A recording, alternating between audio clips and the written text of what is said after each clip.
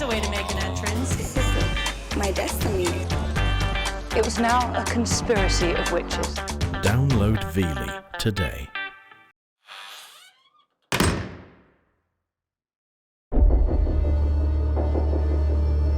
In November 1957, police in the small town of Plainfield, Wisconsin, were searching for a missing woman named Bernice Warden. They were about to make one of the most gruesome discoveries in U.S. criminal history. One of them turned on his flashlight and beamed it around and saw this object that was hanging from the rafters, which at first they thought was some kind of gutted deer. They realized, to their incredible horror, that it was a woman's corpse that was hanging by its heels. The twisted killer was a quiet loner named Ed Gein. Hidden inside the 51-year-old's rural farmhouse was a ghoulish treasure trove of human remains. There was a lampshade made of human skin. They found the remains of 12 human heads, gloves made out of the skin from a corpse's fingers. You think of this happening, now, it'd still be shocking. But back then, in a small, tiny rural community, it was breathtaking. America had woken up inside the nightmare of Ed Gein, one of the world's most evil killers.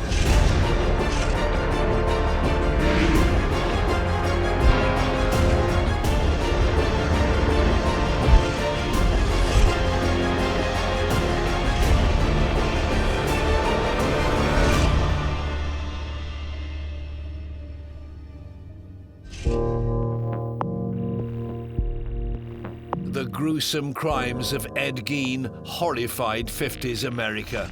When his rural home was searched on the 16th of November 1957, the police uncovered a Gothic house of horrors.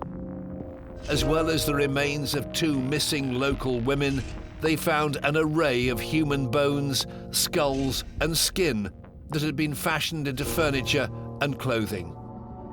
The town of Plainfield was in complete shock. One of the residents who remembers the effect Gein had on Plainfield is Max Harrington. I think shock would be the biggest thing that we could use to describe the atmosphere in the community. We were still pretty much a clannish community at that time, and a lot of the families that were here had always been here. It took your breath away, it was shocking. It still is.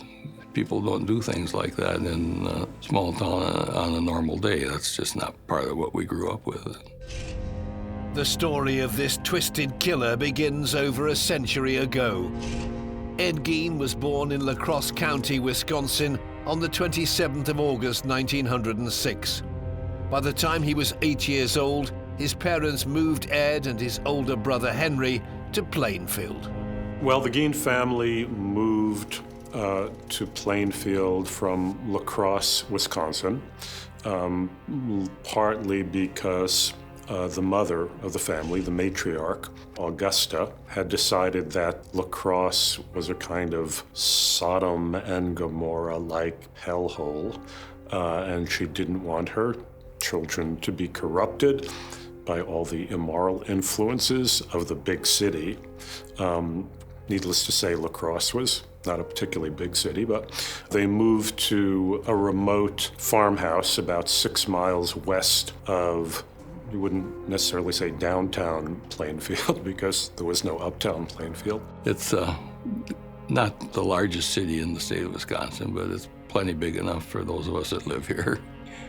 Plainfield was a very remote, isolated, featureless little village. A state guidebook at the time described it as totally nondescript. The population was very small, never more in its history, I think, than 700 or 800 people. Probably the entire population of the village could have fit into a New York City apartment building. The Gein's 150-acre farm was located on the corner of Archer and 2nd Avenue. Ed rarely got to leave the property and socialize with other children. His mother, Augusta, is a very domineering character indeed. She is a devout Christian and she has some very extreme ideas about sin and about morality. and she drums into her sons that they're not to socialise with anybody outside of the family because all of the people around them in the local town are sinners, they're evil, all the women are whores. And so she creates this very insular family environment where they're quite isolated from the rest of the community, and that has a really significant impact on them. Gein seemed to have been very friendless whenever he would make some kind of friend. On those rare occasions when he would try to make a school friend and bring home a school friend, the mother would immediately find some reason to disapprove of the other child and forbid Ed from ever bringing him home. So he grew up again in a state of complete social isolation. And Gein's relationship with his father was also far from perfect. Well, the father, George, was an alcoholic. He appeared to have been somewhat free in his use of physical punishment, but mostly the picture that emerges of George is of, kind of a hapless individual who was, as all three male members of the family were, under the thumb of his wife, and again, who was regarded as much as anything else as a sort of obstacle or impediment to the household. As Ed entered adolescence, his life became even more insular. He dropped out of school when he was around about 12 or 13 to work on the family's farm, and he was considered to be a bit of an oddball. He was quite a loner, and he enjoyed quite solitary pursuits, so he really quite liked reading and was quite a prolific reader. So he was somebody who didn't really fit in, but worked incredibly hard to keep the family farm going. On April 1st, 1940, Ed's father, George, died of heart failure, leaving 33-year-old Ed, his brother Henry, and Augusta alone on the family farm. Ed's older brother, Henry, seemed to have freed himself a little more emotionally and psychologically from Augusta's dominance, and even apparently on a couple of occasions expressed some criticism of their mother and the hold she was exerting over both of them. So Ed, who at least on a conscious level worshipped his mother and saw her as a kind of goddess who could do no wrong, appears to have been both a little shocked, that Henry would find any cause to criticize Augusta, and possibly built up some kind of animosity toward Henry for that attitude. Ed became a handyman doing odd jobs around Plainfield to help with living expenses on the farm. We used to see Ed occasionally. I'd see him around town, and then he was always a friendly person, quiet, friendly, usually had a joke to tell. He always had time to say hello and ask after how you were. A person who you would never suspect of anything other than being a decent sort of person. In May 1944, death would hit the Gein family once again, but this time in more suspicious circumstances after a brush fire on their farmland got out of control. Ed and Henry were out there trying to put out the fire, and they got separated, and Ed could not locate Henry, and he went and got help. But then after getting this help, he led the other people directly to where Henry's body lay, and there were some mysterious bruises on Henry's head. Anyway, the official verdict of the medical examiner was that Henry had died of a heart attack while fighting this fire, and had injured his head when he fell and hit a rock. But afterwards, when Gein's crimes were uncovered, there was a lot of talk that perhaps Henry had been a victim of Ed's, that Ed, in fact, had killed Henry partly because of Henry's criticism of Augusta. The impact upon their mother, Augusta, was phenomenal. She really broke down about Henry's death, and she had a stroke. But of course, by then, the psychic bond between Augusta and Ed was so incredibly intense already. Evidence seems to suggest that with the other two men out of the way, Ed reveled in having his mommy alone to himself. But Gein's mother never really recovered from her stroke, and their time alone only lasted for 19 months. Ed nursed her very, very diligently, even apparently would get into bed with her on occasion and stroke her and comfort her. And then she seemed to recover, but then she suffered another, this time fatal stroke. Augusta Gein died on December the 29th, 1945. 39-year-old Ed was completely devastated. Because his mother was so domineering, I think she really did stunt his development, and he almost got stuck at a kind of teenage adolescent phase in his life. So looking at how he behaved at the funeral, he was in his 30s at this time, and he was reported to be wailing like a small child. So he hasn't got that kind of emotional control that's associated with 30-something men. The death of his mother left him completely isolated. You know, living in this increasingly ramshackle, dilapidated farmhouse that he ceased to take care of whatsoever. Augusta was his only real human contact. So it was at that point, you know, that Gein embarked on these various outrages that would ultimately make him this notorious figure in American crime. Alone and isolated from the rest of society, Gein spiraled out of control. Over the next 12 years, he became obsessed with recreating the world he'd shared with his mother. It would lead him to a series of dark and disturbing crimes that would eventually culminate in murder. One of my summer jobs when I was a student in high school was mowing the cemetery. And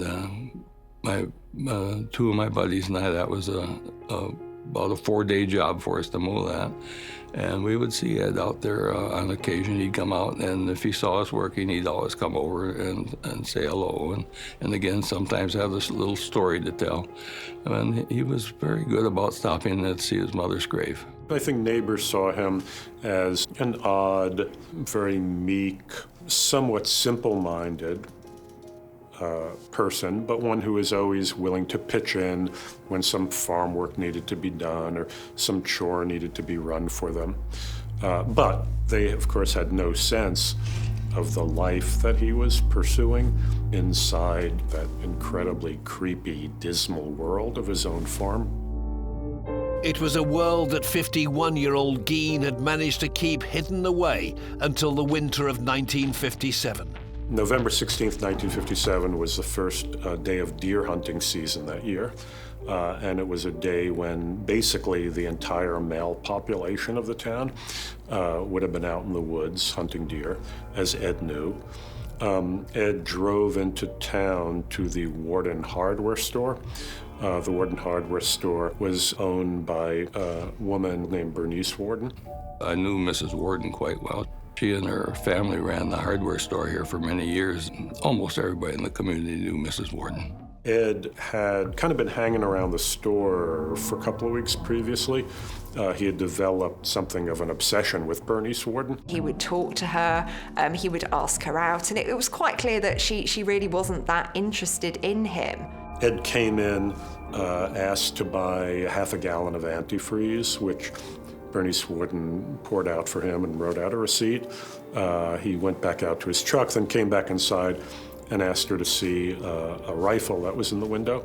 When Bernice Warden turned her back to him, he shot her in the back of the head and then loaded her corpse in his truck and drove back to his farm.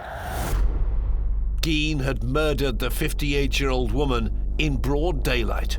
It was deer season, so deer season is like a ghost town around here. Everybody, in those days especially, everybody was out hunting. And she wasn't even missed for some hours. And then someone reported that she wasn't at the store. Well, that was her son, of course. Later that day, Frank Warden returned from the woods and found the store empty. His mother wasn't there. He was very perplexed by that. And then he saw a trail of blood across the floor of the hardware store, and not only realized, that some foul play had occurred, but immediately suspected Ed Gein, because Gein had been kind of bothering his mother for the past few weeks. And there was one piece of evidence that confirmed Frank Warden's suspicions to the police. When they went to search the place, they found the receipt for the antifreeze that was in Ed's name. And they just worked backwards, saying that he was probably the last person to see her alive, but they didn't suspect that he was as deranged as he was. One set of lawmen went out in search of Gein. They found him having dinner at a neighbor's house and they arrested him. And then another set of lawmen went out to Gein's farmhouse, and that's where they made these discoveries that really sent shockwaves around the world. On a dark winter's night, officers from the Plainfield Police Department began to search the Gein farm for Bernice Warden. They couldn't get into the house, so they went around back and entered into what was called the summer kitchen, which was a little shed outside. This property didn't have any electricity, so they were pretty much fumbling around in the dark with flashlights, but I don't think they expected to find what they did find there. One of them turned on his flashlight and beamed it around and saw this object that was hanging from the rafters, which at first they thought was some kind of gutted deer. Although it didn't look like a deer, they realized to their incredible horror that it was a woman's corpse that was hanging by its heels and been completely gutted. She'd been strung up, essentially, and she was slit from her sternum to her pelvis. So she'd essentially been butchered by Ed. It really was the most grotesque thing that these officers had ever come across. And they realized they had found the body of Bernice Warden. And of course, both of them just stumbled out in horror and vomited, at the sight of this thing. When the news spread across the town, the residents of Plainfield were in complete shock. When I heard of his arrest, I couldn't believe it. I was sure they had the wrong person because it just didn't seem like anything that they were telling us was the Ed that we all knew. Yeah, it was a Saturday night. We were at a dance, and the story went through there, and everybody said, "I don't believe it," but it was true. After finding the butchered body of Bernice Warden in a shed at Ed Gein's farm, the police officers moved their search into the main house. He boarded up some areas of the family's home to maintain the rooms as his mother had left them. And in other parts of the property, he just started hoarding things. You would have trash and rubbish build up, and it really became a complete hovel. He'd reverse the normal process of trash disposal, and instead of taking all his garbage to the dump, would go to the dump and bring it into his house. It was just this incredible chaos of trash and garbage. But there was more than just household waste. Amid all that wreckage, they discovered these incomprehensible, unspeakably awful objects that had been fashioned out of human body parts. There were chairs that were upholstered in human flesh. There was a lampshade made of human skin. They found the remains of 12 human heads, gloves made out of the skin from a corpse's fingers. There was a jar containing human noses. There was a box full of female genitalia, some of which had been painted and tied with ribbons. There was a belt fashioned out of female nipples. There was a shade pull made of human lips. They found all types of things that belonged to people that were no longer people.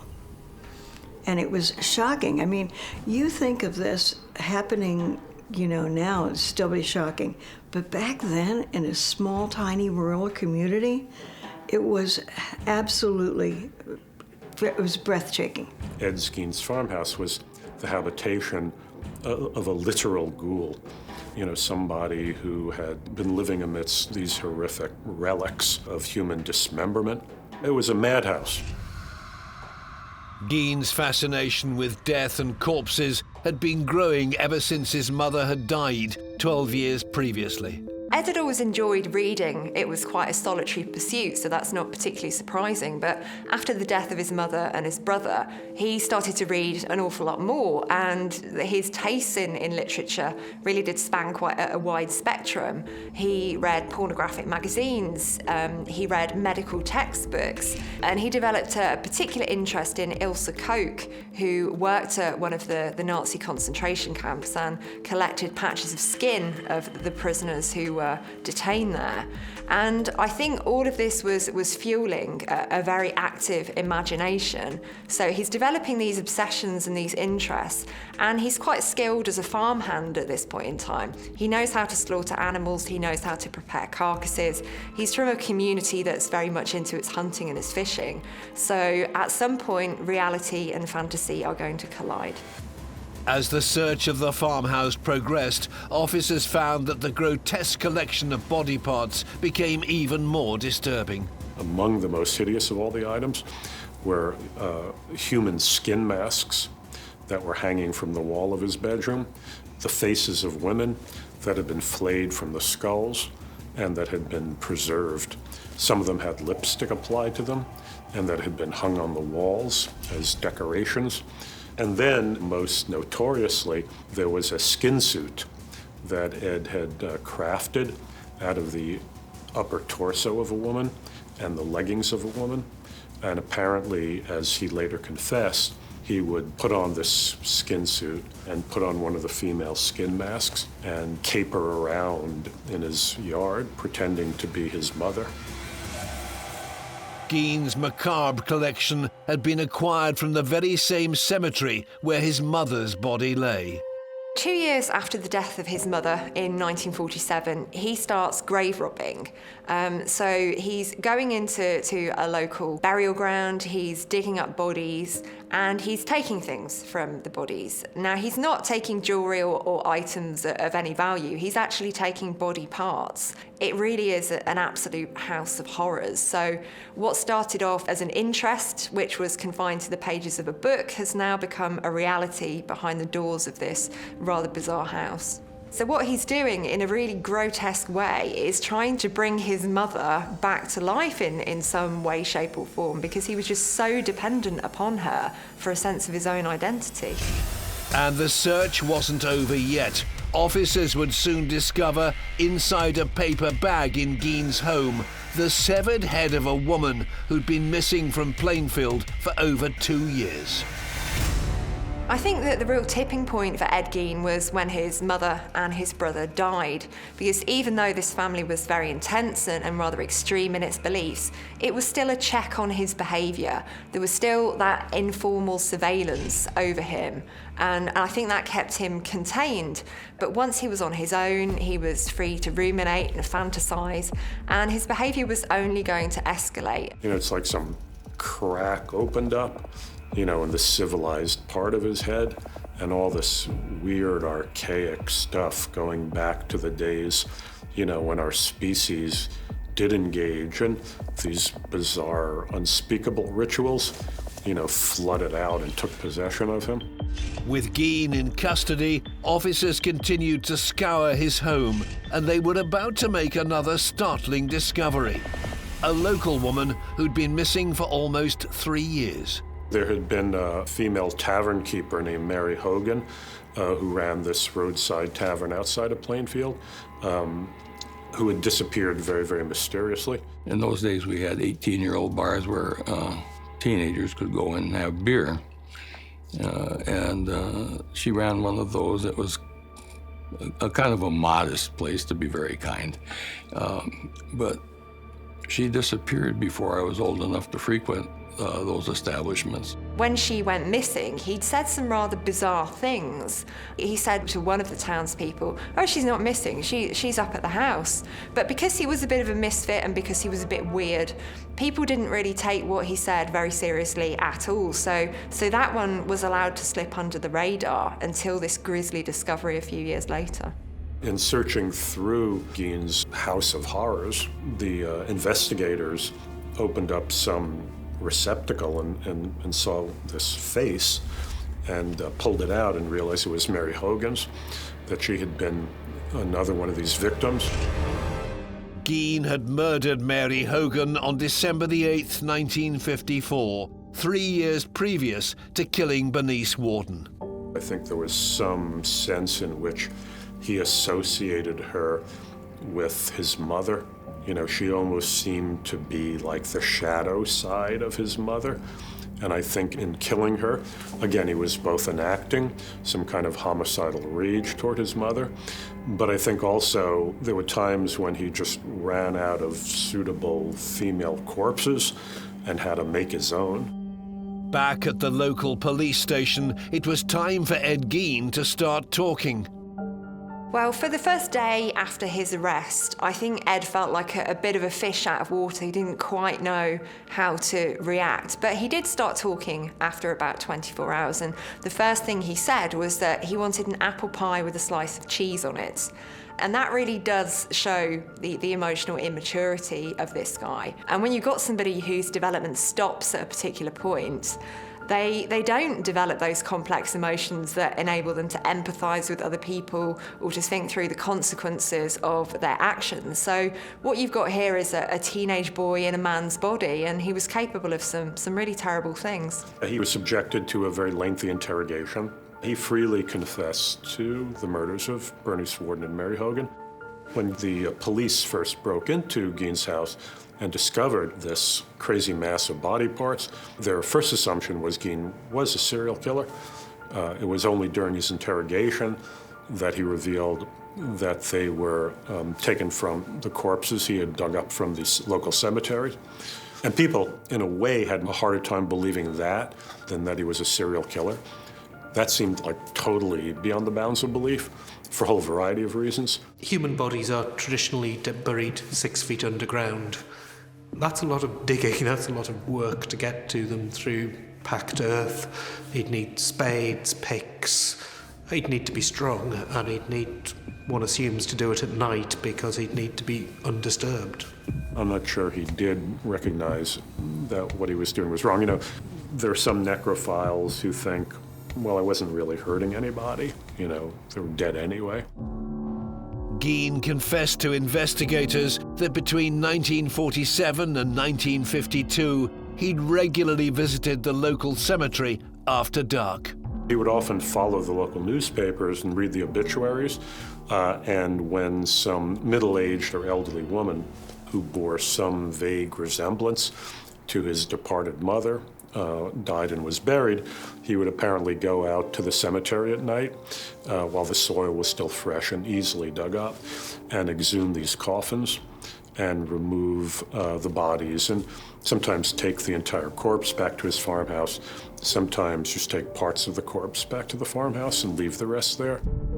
Investigators decided to dig up some of the graves to see if Gein was telling the truth. When they uncovered them, they discovered that the coffins had been broken into and the bodies were missing, or, you know, there were just parts of the skeleton remaining there. He admitted to grave robbing 9 corpses, but the maths didn't quite add up because the police had found 12 human heads in Gein's property, and he'd only admitted to 11 offences against separate people. So the numbers never really added up properly. So there's always been questions over that. Ed Gein's crimes were in the late 50s, 1957. The state of forensic science in those days was far less than we have now. Things like DNA simply didn't exist as a tool, so identification could potentially be very difficult, and I would suspect in certainly some of the body parts simply impossible. There was no doubt that Gein specifically targeted females. All the graves he desecrated belonged to women. I think he was both trying to rebuild his mother, but I also think that he was taking revenge on his mother. That kind of love and hate of Mommy were manifested both by his attempting to bring her back from the dead, but also perpetrating, you know, these atrocities on the corpses of female bodies. It's been reported that Gein did in fact try to return Augusta to the family home after her funeral. There's some indication that he initially tried to exhume his mother's corpse. You know, apparently Ed missed the presence of his mother so much. You know, he wanted to bring her back and somehow, in his madness, you know, reconstitute her in his household. He couldn't get to his mother's grave because the soil in that part of Wisconsin is very sandy. and many coffins are buried within concrete vaults to prevent the sand from collapsing on them. And that was apparently true of Augusta Gein. In November 1957, Ed Gein was charged with the murder of Bernice Warden. The media descended on the tiny town of Plainfield, Wisconsin. What kind of a man did you know him as? Well, a man, a nice man, just like anybody else. The only difference I'd say in the man, he seems to be a little hot. Well, the cultural context of the Gein case is quite an interesting one, because I think this was one of the first cases that gathered an awful lot of attention. There was a media circus that developed around this because nothing like this had ever really happened before. It was something completely new. It spread very quickly through the local newspapers and, and then through the Associated Press and so on to the national media. Plainfield, which had always existed from the time of its founding in happy obscurity, suddenly found itself to be the center of national and even international attention. It was just an exasperating time, and then we were inundated by nosy Nellies that all thought that, boy, I got to go drive by that old farmhouse. And then we became I don't like to use the word chaotic, but a very unsettled community for a while. Plainfield was suddenly famous, and famous for the most horrifying of reasons, that it was the home of America's most notorious psychopath. The entire community was stunned. For the previous decade, they'd been living in the same town as a real-life bogeyman. It would now be down to the courts to decide whether or not Ed Gein was insane.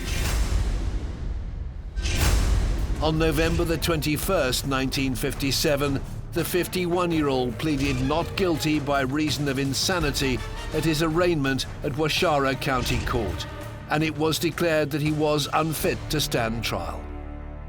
There were indications that Ed was clinically psychotic, that he had hallucinations, that he heard voices, or the trees would start talking to him. Most serial murderers are not psychotic, but Ed seemed to have the symptoms of some form of psychosis. Gein was sent to the Central State Hospital for the Criminally Insane in Warden, Wisconsin, which is now a maximum security prison. 70 miles away in Plainfield, the community was trying to get back on its feet, but the shadow of Ed Gein lingered over the town. In 1958, the property that Gein had lived in was due to be auctioned off. And I think the last thing that local people wanted was for this to become some kind of shrine, some kind of attraction for people who were morbidly fascinated.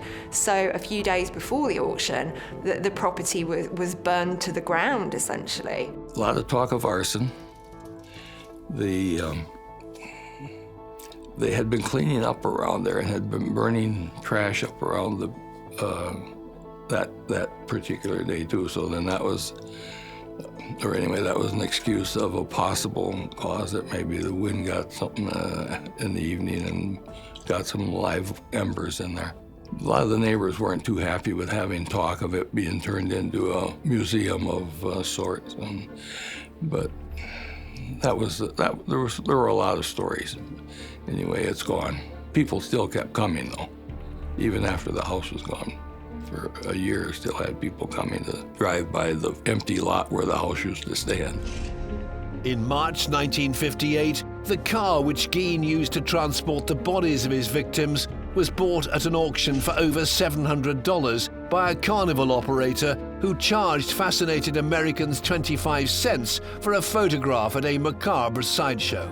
I think what we're seeing here is the rise of the serial killer consumer culture.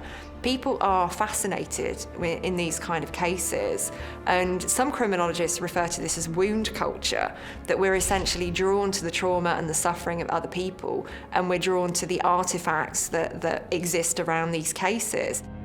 Gein remained in the Central State Hospital for 11 years until doctors determined that he was finally fit to stand trial for the first-degree murder of Bernice Warden.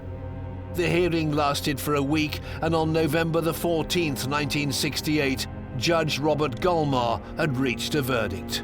He was tried and found guilty of the murder of Bernice Warden, but then he was judged insane and stuck back in the mental institution. I think that was possibly somewhere where he may have thrived, because he had structure, he had a routine, he had people watching over him and looking after his needs. Forensic psychologist Dr. Helen Morrison interviewed Gein during his time in hospital. I was working at that time as a staff psychiatrist, and I was covering all the units. And when I was asked to go over to see this person, I went over to see it, and I saw Ed Gein. He was not at all coherent. He was such a little person that I found it hard to picture him as the person who'd committed all these homicides. He lived there very peacefully. He never caused any problems, never had any type of behavioral thing, no type of I guess you could say, consequence for bad behavior. Gein's quiet nature in hospital was in stark contrast to the monster Helen had heard so much about. I received a letter from one of his neighbors who used to be a friend of his. She was a little girl, and she remembers going over to his house, and he would serve soup and everything. Well, it turned out the soup bowls were the skulls of many of his victims, and people never knew it. On July the 26th, 1984, Ed Gein died of lung cancer, aged 77. He was buried next to his mother on the Gein family plot at the same cemetery which he so often desecrated during his career of horror. Gein has left a lasting impact on the small community where he committed his ghoulish crimes. We really wouldn't care to have that be our claim to fame. You know, we've turned out lots of doctors and architects and some really good people out of our schools here. We're very proud of them. We'd rather be known for a tremendously good population than to be credited for only one issue. But just like the carnival operators of the 1950s, people continue to try and get their hands on grisly souvenirs related to Gein.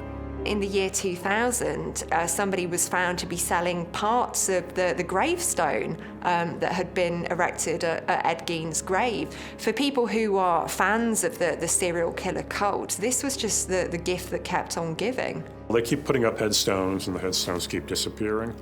There's a whole category of collectible that has come to be known as Murderabilia, and Gein relics are particularly prized among people who collect that kind of morbid relic. Over 60 years since the horrific crimes, Gein has grown into a notorious figure in American folklore, a killer of almost mythic proportions. The two things that are fascinating about Ed Gein is the fact that he only, as far as we know, murdered 2 people, which is a lot less than many infamous killers, but he's had such a huge legacy in films, books, music. He seems to have become a sort of pop culture murderer. At the time the Gein crimes were being revealed in the press, there was a writer of pulp horror named Robert Bloch who had moved to Wisconsin to be with his wife's family.